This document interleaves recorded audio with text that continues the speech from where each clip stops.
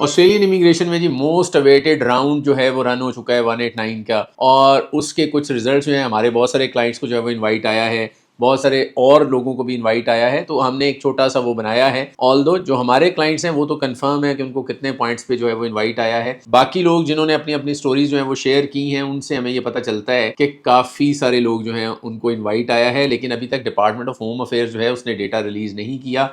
वो कुछ टाइम के बाद डेटा रिलीज करते हैं। तो जैसा मैंने पहले बताया था कि कुछ लोगों की तो मौज लगने वाली है, उनमें सबसे मौज जो लगने वाली है वो ट्रेड वर्कर्स की है। ब्रिक लेयर जो है वो 65 पॉइंट्स पे गया है, वेल्डर जो है वो भी निकला है, इसके अलावा एग्रीकल्चर कंसल्टेंट निकला है। आप इमेजिन करें, एग्रीकल्चर कंसल्टेंट लेकिन 90 पॉइंट्स वाले जो है उनको इन्वाइट आया है। सोशल वर्कर जो है वो 80 पॉइंट्स पे निकला है, जनरल प्रैक्टिशनर जो है वो 80 पॉइंट्स है, रजिस्टर्ड नर्स जो है वो 85 पॉइंट्स है, सेकेंडरी स्कूल टीचर 80 पॉइंट्स है, जो रजिस्टर्ड नर्स है वो 75 पॉइंट्स पे इन्वाइट आया है। सोलिसिटर जो है काफ़ी अरसे के बाद सोलिसिटर जो है वो भी लिस्ट में आ गया, 90 पॉइंट्स के ऊपर इन्वाइट आया है। वेटनरी डॉक्टर जो होते हैं उनको भी इन्वाइट आया है 85 पॉइंट्स के ऊपर।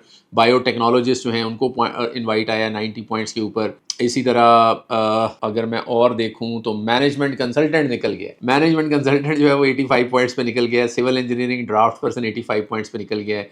और लाइफ साइंटिस्ट जो है नॉट एल्सवेयर क्लासिफाइड, ये भी बड़ा अमेजिंग ऑक्यूपेशन है लाइफ साइंटिस्ट वाला। तो अगर आप साइंटिस्ट हैं, लाइफ साइंटिस्ट हैं, तो आप 85 पॉइंट्स पे जो है, अगर आपके 85 पॉइंट्स बन जाते हैं तो आपको 189 में अपॉर्चुनिटी मिलती है। 189 का जब राउंड रन होता है तो वो ऑक्यूपेशन जो 189, 190, 491 तीनों में फॉल करते हैं, 189 डिसाइड करता है कि आने वाले दिनों में 190 और 491 के अंदर क्या होने जा रहा है। तो इसमें हम ये एक्सपेक्ट कर सकते हैं कि अगले जो राउंड्स, जो स्टेट्स के राउंड रन होंगे, उनमें पॉइंट सिस्टम जो है वो नीचे आएगा। सो अगर आपको इनवाइट आया है, कॉन्ग्रेचुलेशंस टू यू। अब अगर आप, अब 60 डेज़ हैं आपके पास, अगर आप अपनी एप्लीकेशन जो है वो राइट डॉक्यूमेंटेशन के साथ सबमिट करते हैं तो 189 का जो प्रोसेसिंग टाइम है मैंने आपको बताया बहुत क्विक है, 8 से 10 महीने लगेंगे, आपको वीज़ा जो है वो मिल जाएगा। और बी वेरी केयरफुल, बहुत सारे लोगों को S57 भी इशू होते हैं, विच इज़ नेचुरल जस्टिस, कि आपने डिपार्टमेंट के साथ जो है वो झूठ बोला है, स्पेशली जब वो आपकी एम्प्लॉयमेंट वेरिफिकेशन के ऊपर आते हैं।